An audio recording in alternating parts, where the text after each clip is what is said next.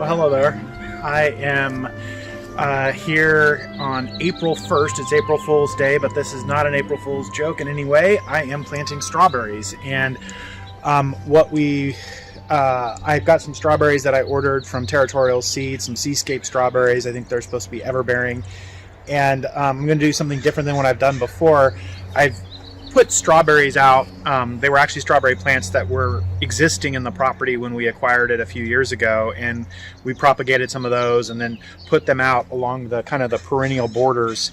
We didn't grow them in our main vegetable beds until this year. This year I'm going to make a real good effort at strawberries and actually grow them in our perennial beds. I say a real good effort, though. I'm not using any particular style. We have a style of garden bed that I'm just going to be putting the strawberries in.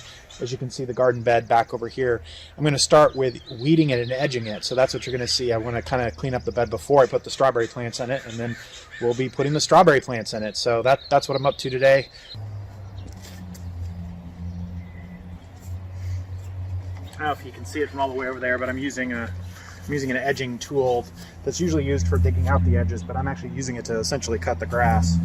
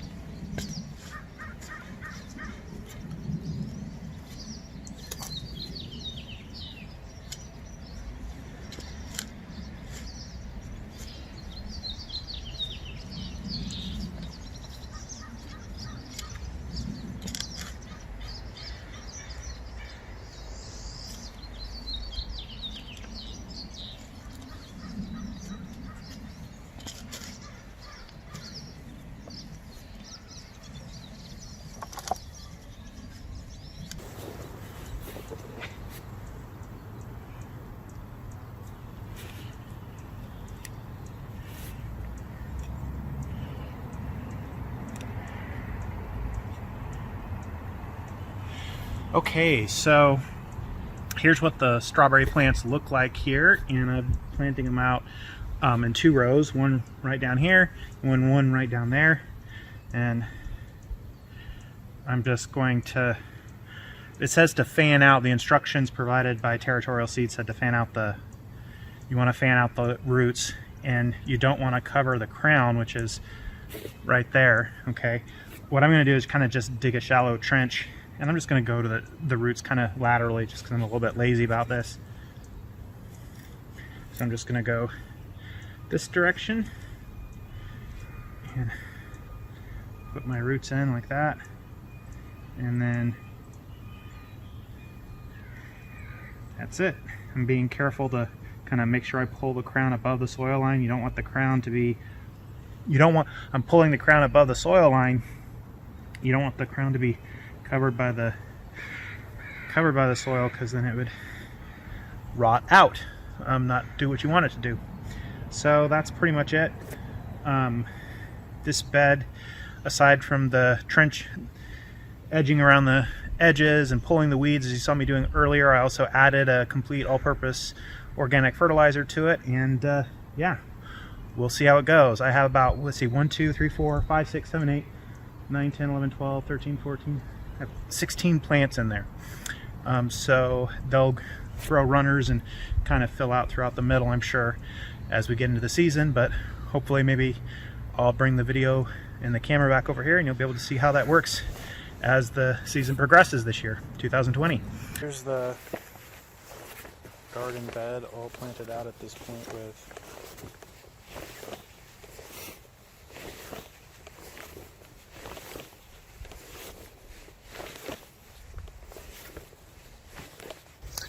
well, hello. Today I'm working on this bed over here. I've got new compost to pile on here, and the goal is I'm going to put a kind of a net or a trellis on the back side of this bed, and that's where we'll plant peas. That area tends to get less sun throughout most of the day, and so peas aren't, this time of year in the early spring, full sun's fine, but certainly as it gets hotter, peas don't like that kind of heat usually. So that's my goal for today. I've weeded this bed for the most part. I still see new weeds popping up every day here, but I've weeded it, and so now I'm just putting down some compost on it. So I'm going to get to it.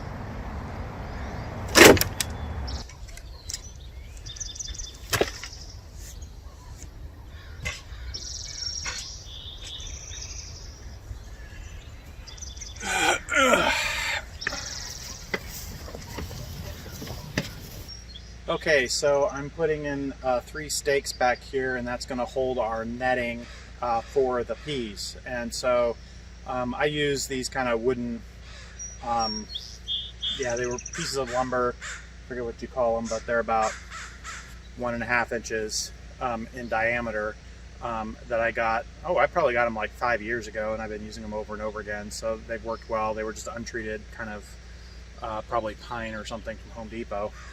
And then I have kind of an old fence post that I use to kind of pilot the hole that I put the wooden stake in. That because there's only so far you can go with hammering on a wooden stake to get into the ground, at least in my experience. So I'm going to get to it here.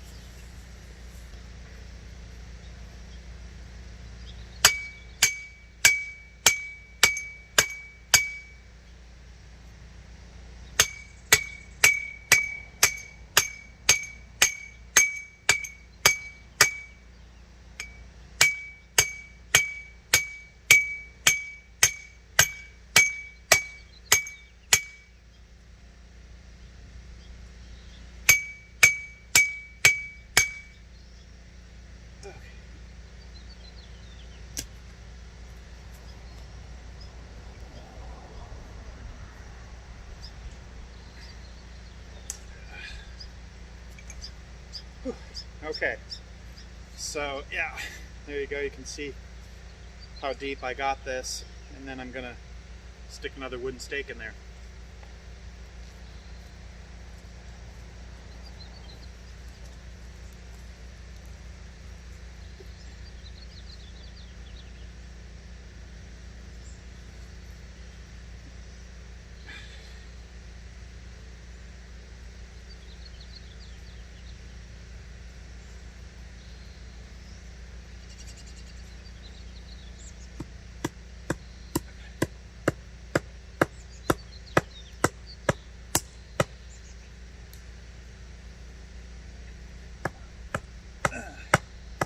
hammered in a little bit. It's not too much. You can see the effect here of me hammering this in prior years. Okay, that's good enough. Yeah, and then I'm gonna press in the compost around it.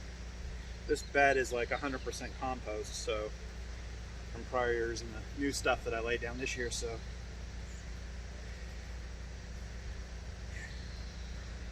Okay, I think we're ready to get a net.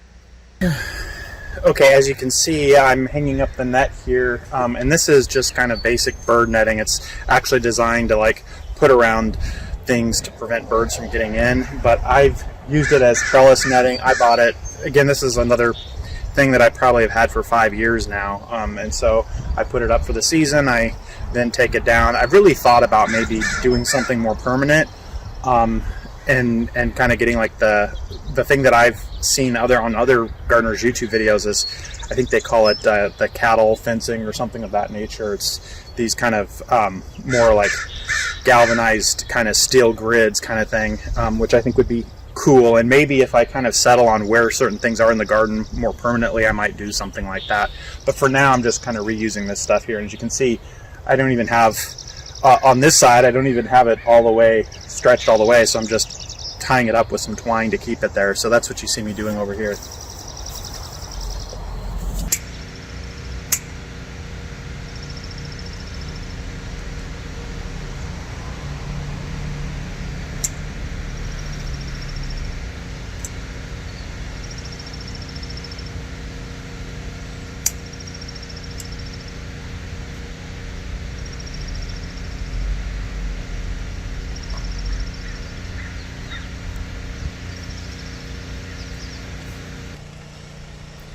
Okay, what I'm doing here, these are super sugar snap peas. I like the sugar snap peas the best. I like them better than the snow peas. There's an Oregon snow pea or an Oregon sugar snap or something like that that I've grown before that grows really well, and it's good. But I found that I like the super sugar snap the best. And so yeah, I'm planting them along this netting that we put up here, and I've already kind of done one side of the net. Now I'm going to kind of do it like 2 inches this direction from what I planted before on the other side of the net, and that's going to give us a lot of peas. So my strategy for doing that, we planted the peas in these cell trays, and you can see the roots are already coming out the bottom. I've done this many years this way, and it works out fine. Some people say, well, you have to plant peas straight in the ground. What I find is if I plant the peas straight in the ground, a lot of times when it first emerges, the slugs might get to the baby seedlings first, or when I first put the peas in the ground, the birds will come pick the peas away. So I mean, you can do things to work around that as well, but I just find just planting them in cell trays, letting them get this size first, and then putting them out works best for me. So yeah, I squeeze the bottom of the cell tray, I just pull it out. See, there I got my pea seedling there. It's pretty robust. It'll handle this transplanting just fine. It's not like beans, they say, don't handle transplanting well, which kind of is true from my experience, but I've never had a problem with transplanting these. And then I'm using this, one of my favorite tools I got is this kind of long spoon here. Yeah, I just kind of dig a little place in there and plop it in. And I'm planting these 1 to 2 inches away from each other. I'm not being exact with it. I'm trying to keep it close enough to the net as well, of course. Just like that, 1 to 2 inches apart from each other. Again, not super exact with it.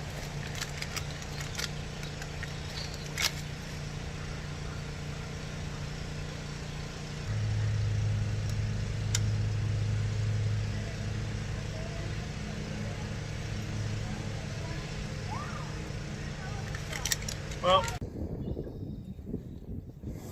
okay, so what you see here is I'm piling up the compost. I've cleared all the weeds out of the bed, and now I'm piling up the compost in what will be the spinach and chard and quinoa bed.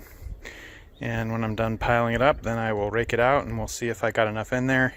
I want it to be a little bit above the barrier because it'll shrink down by the end of season anyway, probably way before then. So yep, that's the process. The other beds.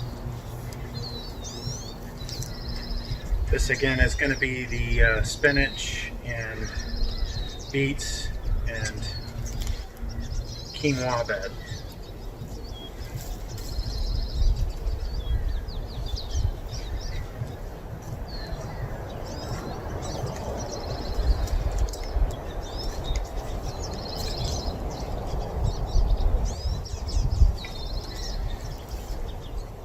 A bunch of tags in here left over from last year.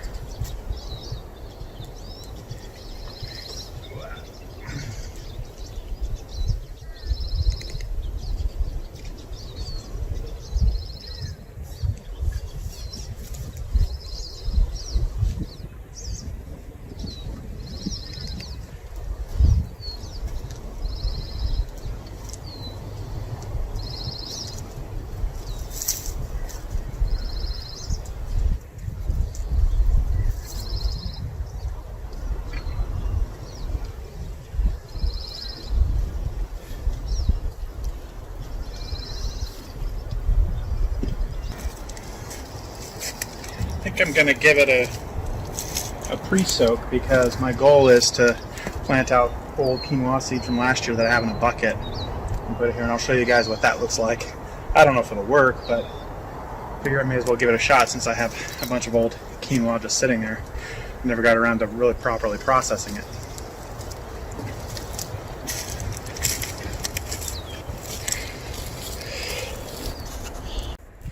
Okay, what you see here is the quinoa seed. This is left over from last year, and I didn't do anything to separate the seed from the chaff because we're not eating this. Some of it was sprouting, it got too much moisture in it. I just didn't feel like it was going to make a good food crop, and so I just set it aside and forgot about it. And then I found it in my shed and realized, well, maybe I can just try replanting this seed. So that's what I'm going to do now is I'm going to go broadcast this in the spinach beet quinoa bed and see if that works. We will see. Let's go try it. Okay, so I have my bucket of quinoa seed here. I'm just going to broadcast it over this bed, and then I'm going to just kind of rake it in. Now, I think one of the tricky parts is when it starts sprouting, I'm not sure I'm going to know the difference between the quinoa and a wheat, so I may have to let a few weeds grow a little bit before I really be able to understand that. But all right, so the wind's blowing on me here too, and I don't necessarily want to broadcast this into every bed, so I'll do both sides so I can keep it close. And after I'm done broadcasting it, I'm just going to rake it in and then I'll water it. These quinoa seeds are very small seeds.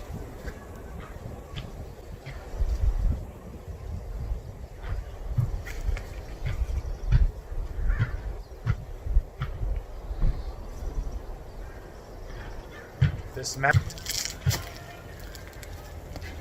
Well, I just said a second ago that I'll probably have to thin a lot. That actually depends on whether this is even whether this seed is even viable or not. We don't know. That's what we're going to find out this season.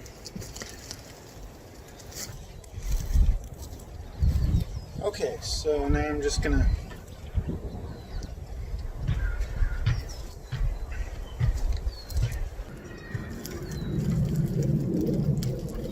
another thing I got to remember to do is put my slug bait out again, but I'll wait till it's more likely that they're germinating and then put it out so they don't just eat all my new leaf. Okay, well that's it for today. I'll see you guys all next time.